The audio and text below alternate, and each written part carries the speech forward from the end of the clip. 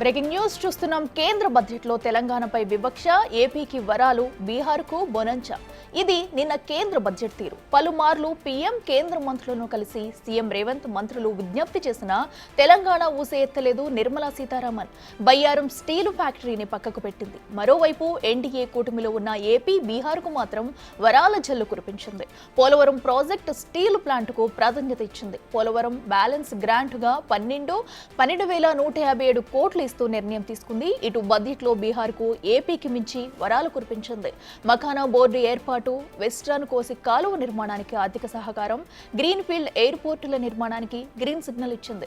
అయితే తెలంగాణపైనే కేంద్రం మరోసారి వివక్ష చూపించింది. లాస్ట్ బడ్జెట్లోనూ ఇదే సీన్ రిపీట్ అయింది. మరోవైపు ఎన్డీఏ కూటమిలో లేకపోవడం, తెలంగాణలో కాంగ్రెస్ పార్టీ అధికారంలో ఉండటంతోనే నిధులు కేటాయించలేదన్న విమర్శలు వినిపిస్తున్నాయి. ఈ ఏడాది చివరిలో బీహార్లో ఎన్నికలు ఉండటంతోనే వరాల జల్లులు కురిపించినట్లు తెలుస్తోంది.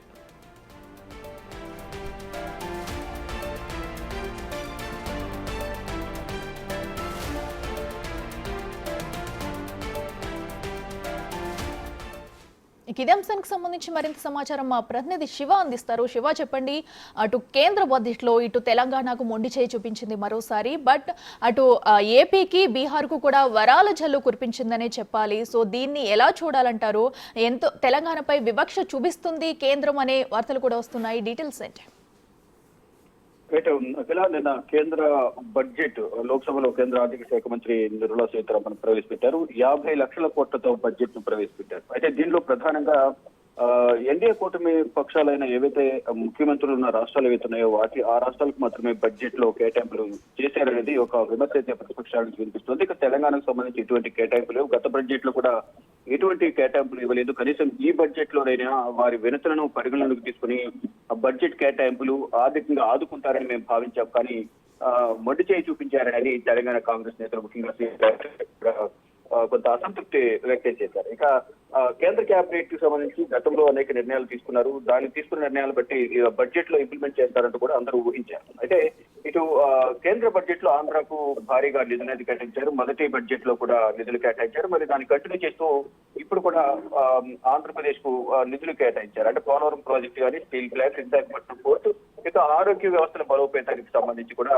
నిధులను కేంద్ర ప్రభుత్వం కేటాయించింది. ఇక ఏపీలో రోడ్లు, వంతెన నిర్మాణానికి 240 కోట్లు, స్టీల్ ప్లాంట్ కు 3,295 కోట్లు, పోలవరం ప్రాజెక్టుకు 5,937 కోట్లు కేటాయించింది. మరోవైపు పోలవరం నిర్మాణానికి బ్యాలెన్స్ గ్రాంట్ కింద 12,157 కోట్లు నిధులను కేటాయిస్తూ కూడా కేంద్ర ప్రభుత్వం నిన్న నిర్ణయం తీసుకుంది. వీటితో పాటు రాష్ట్రంలో ఆరోగ్య వ్యవస్థ బలోపేతానికి 162 కోట్లు, జీరో బడ్జెట్ నేచురల్ ఫార్మింగ్ కు 186 కోట్లు, లెర్నింగ్ ట్రాన్స్ఫర్మేషన్ ఆపరేషన్ కు మద్దతుగా 375 కోట్లు కేటాయిస్తూ కేంద్ర ప్రభుత్వం నిన్న బడ్జెట్ లో ఆంధ్రప్రదేశ్ కు వరాల జల్లు కురిపించింది. ఈ నేపథ్యంలో చంద్రబాబు కూడా కేంద్ర ఆర్థిక శాఖ మంత్రి నిర్మలా సీతారామన్ మరోవైపు ప్రధాని నరేంద్ర మోడీకి కృతజ్ఞతలు తెలిపారు. మరోవైపు ఇటు పక్క రాష్ట్రమైన తెలంగాణకు మాత్రం ఎటువంటి నిధులు కేటాయించలేదు. అనేక గతంలో కూడా వివిధ శాఖల మంత్రులను కలిశారు. ఇటు ఆర్థిక శాఖ మంత్రిని కలిసి ఆర్థికంగా వెనుకబడిన తెలంగాణను ఆదుకోవాలంటూ కూడా అనేక మార్లు కేంద్ర ఆర్థిక మంత్రిని, వివిధ శాఖల మంత్రులను కలిశారు. ప్రధాని నరేంద్ర మోడీని కూడా సీఎం రేవంత్ రెడ్డి కలిశారు. కానీ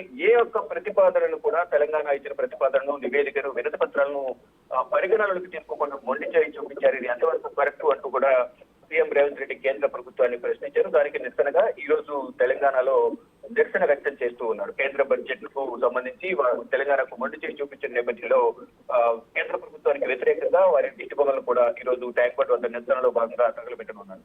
ఇక కేంద్రం అమలు చేసే అన్ని పథకాల్లో తెలంగాణ భాగస్వామ్యం ఉంటుందంటూ కూడా తెలంగాణకు చెందిన కేంద్ర మంత్రి కిషన్ రెడ్డి కేంద్ర ప్రభుత్వం తీసుకున్న నిర్ణయాలను సమర్థించే ప్రయత్నం చేశారంటూ కూడా విమర్శలు వినిపిస్తూ ఉన్నాయి.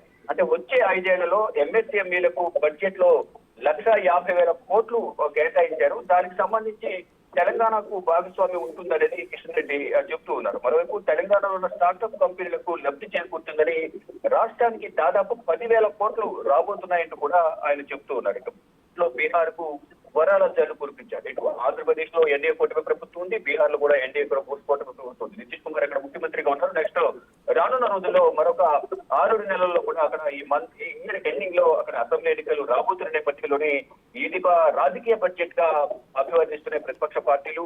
అందులో భాగంగానే ఇక్కడ ఎక్కడైతే అసెంబ్లీ ఎన్నికలు ఉంటాయో అక్కడ దృష్టిలో ఉంచుకుని బడ్జెట్ కేటాయింపులు చేస్తున్న కేంద్ర ప్రభుత్వం అనే ఒక విమర్శ కూడా గతంలో కూడా అదే సీన్ రిపీట్ అయిందనేది ప్రధాన విపక్ష పార్టీలు ఆరోపిస్తున్నారు. దానిలో భాగంగా బీహార్ కు వరాల జల్లు కురిపించారు. అంటే వెస్ట్రన్ కోసి కాలువ నిర్మాణానికి ఆర్థిక సహకారం, మరోవైపు మకాన్ బోర్డు ఏర్పాటు, ఫుడ్ ప్రాసెసింగ్ విద్యా సంస్థల కేటాయింపు, పాట్నా ఎయిర్పోర్ట్ అలాగే ఐఐటి పాట్నా విస్తరణ, గ్రీన్ ఫీల్డ్ ఎయిర్పోర్ట్ ఇలా అనేక సంస్థలను బీహార్ కి కట్టబెట్టారు. అత్యధిక నిధులు కేటాయించారని ఒక విమర్శ వినిపిస్తోంది. మొత్తం చూసుకుంటే ఏదేమైనప్పటికీ కూడా గత బడ్జెట్ లో ఇప్పుడు బడ్జెట్ లో కూడా తెలంగాణ ప్రభుత్వానికి తెలంగాణ రాష్ట్రానికి ఇటువంటి నిధులను కేటాయించలేదు అనేది ప్రధానంగా ఈ రోజు నిన్న ప్రవేశపెట్టిన బడ్జెట్ లో అర్థమవుతుంది. కానీ దేశవ్యాప్తంగా ఏదైతే పథకాలు ఇంప్లిమెంట్ చేస్తారో ప్రతి పథకానికి సంబంధించి కూడా కేంద్రం ప్రవేశపెట్టే ప్రతి విడుదల చేసే నిధులు కానీ పథకానికి సంబంధించి కానీ బడ్జెట్ లో విడుదల చేసే నిధులు అన్ని కూడా రాష్ట్ర ప్రభుత్వానికి, అన్ని రాష్ట్ర ప్రభుత్వాలకు మరి ముఖ్యంగా తెలంగాణ రాష్ట్రానికి కూడా ఈ నిధులు అనేది విస్తరించబోతున్నాయి. అన్నిటికీ అంతా లబ్ధి చేకూరుతుంది తెలంగాణ కూడా అనేది ప్రధానంగా ఇది కిషన్ రెడ్డి అని చెప్తున్నారు. కానీ ఇటు తెలంగాణ కాంగ్రెస్ ప్రభుత్వం మాత్రం కేంద్ర ప్రభుత్వం తీసుకున్న నిర్ణయం పట్ల అసహనం వ్యక్తం చేస్తున్నారు. అనేక సార్లు ఢిల్లీ వెళ్ళాము, కేంద్ర మంత్రులు కలిసి అయినా ఫలితం లేకుండా పోయింది. కేవలం వారి ఎన్డీఏ పాలిత రాష్ట్రాలకు మాత్రం నిధులు కేటాయిస్తున్నారంటూ కూడా కాంగ్రెస్ నేతలు అసహనం వ్యక్తం చేస్తున్నారు. మరొక విపక్ష పార్టీలన్నీ కూడా దేశవ్యాప్తంగా ఉన్న విపక్ష పార్టీలన్నీ కూడా కేంద్ర ప్రభుత్వం తీసుకున్న నిర్ణయాలు బడ్జెట్ పై కూడా అసంతృప్తి వ్యక్తం చేస్తున్న పరిస్థితులు అయితే ప్రజెంట్ కనిపిస్తున్నాయి. Right Shiva, thank you.